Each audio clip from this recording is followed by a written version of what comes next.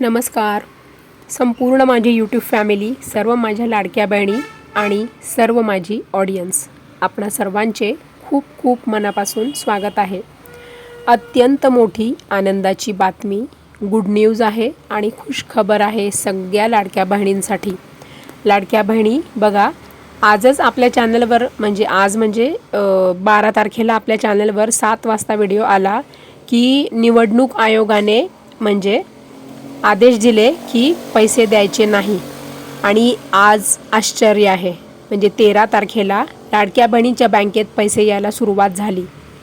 तर लाडक्या बहिणी, आपल्या व्हिडिओमध्ये पुरावा आपण बघणार आहोत. लाडक्या बहिणीला पैसे जमा झालेले आहेत. ज्या बहिणींना नोव्हेंबरचा हप्ता आलेला आहे त्या बहिणींना 1500 रुपये येत आहेत, डिसेंबरचे 1500 रुपये. आणि ज्या बहिणींचे नोव्हेंबर आणि डिसेंबर असे दोन्ही पण हप्ते ज्यांचे बाकी आहेत त्यांना 3000 रुपये त्यांच्या बँकेत जमा होत आहे. लाडक्या बहिणी, तुम्हाला आले का पैसे? नोव्हेंबरचा हप्ता आला का? मला कमेंट करा हां. आणि तुम्ही कोणत्या गावातून व्हिडिओ बघत आहात? समजा तुम्ही मुंबईहून असाल तर मुंबई नोव्हेंबर हप्ता आला, मुंबई डिसेंबर हप्ता आला, असं मला सगळ्या लाडक्या बहिणींनी आठवणीने कमेंट करा हां.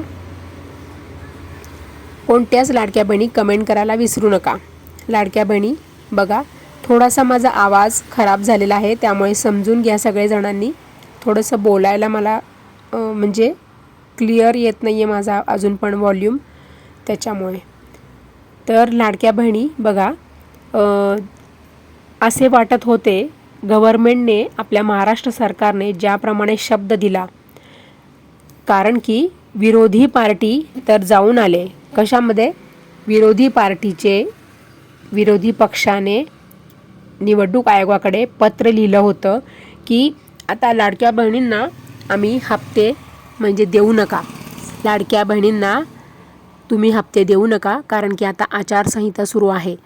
परंतु सरकारने काय सांगितलं, आपल्या महाराष्ट्र सरकारने विरोधी पक्षाला आणि निवडणूक आयोगाला की आमची ही योजना नवीन आहे, जुनी आहे.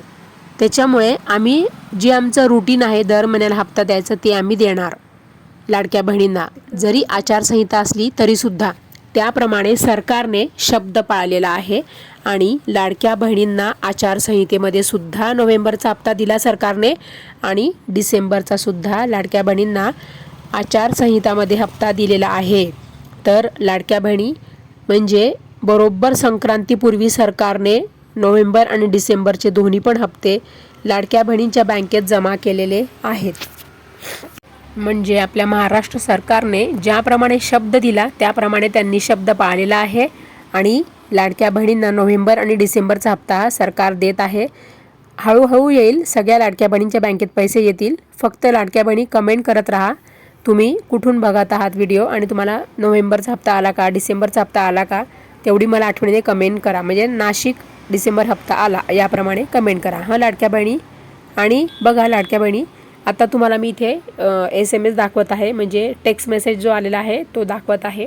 बघा, dear customer, your account received a payment of ₹3000 in account 10176 on 13/1/2026. बघा, 13 जानेवारीला DBT government IPPB Indian post payment bank. तर पोस्टामध्ये अकाउंट आहे या ताईचे, आणि या ताईला 3000 रुपये आलेले आहेत.